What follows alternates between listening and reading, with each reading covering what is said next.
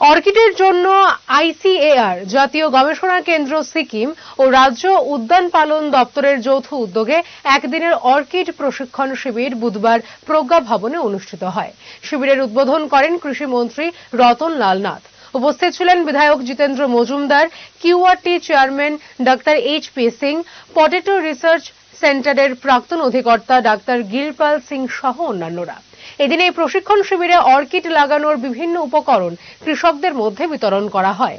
অনুষ্ঠানে মোট ৩০০ জন কৃষকের হাতে কৃষি সামগ্রীর পাশাপাশি ১২০০ অর্কিডের চারা তুলে দেওয়া হয়। কৃষিমন্ত্রী রতনলাল নাথ বলেন, ভারতবর্ষে মোট ১,২৫৬ প্রজাতির অর্কিড রয়েছে। রাজ্যেও অর্কিড চাষের বিশেষ সম্ভাবনা রয়েছে।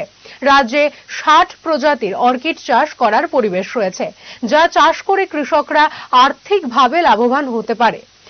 রাজ্যে চাহিদার মাত্র ২৫% অর্কিড রাজ্যে চাষ করা হয়, বাকি ৭৫% বাইরে থেকে আনা হয়। ফলে রাজ্যের চাষিরা যদি অর্কিড চাষে উৎসাহিত হয় তবে আর্থিকভাবে লাভবান হবে। অন্ধ্রপ্রদেশ, নয়াদিল্লি, শ্রীনগর, পশ্চিমবঙ্গ সহ ত্রিপুরার প্রতিনিধিরা আজকের এই প্রশিক্ষণ শিবিরে অতিথি হিসেবে উপস্থিত ছিলেন।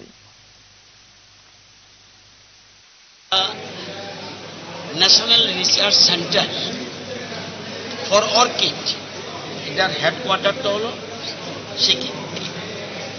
আমাদের রাজ্য আমরা অর্কিড করি, এটা যেন ব্যাপক মাত্রায় অর্কিড করা যায় এবং এই জন্য আজকে একটা স্পেশাল ট্রেনিং প্রোগ্রাম, সাথে সাথে ৩০০ কৃষকের কাছে অর্কিডের চারা এক একজনকে ৪০টা করে ৩০০ জনকে অর্কিডের চারা এবং ম্যাটেরিয়ালস, চারা দিলে হবে না, সাথে অন্যান্য সরঞ্জাম যেগুলি দিয়েছে এবং সেটা রিসার্চ সেন্টার থেকে দিয়েছে।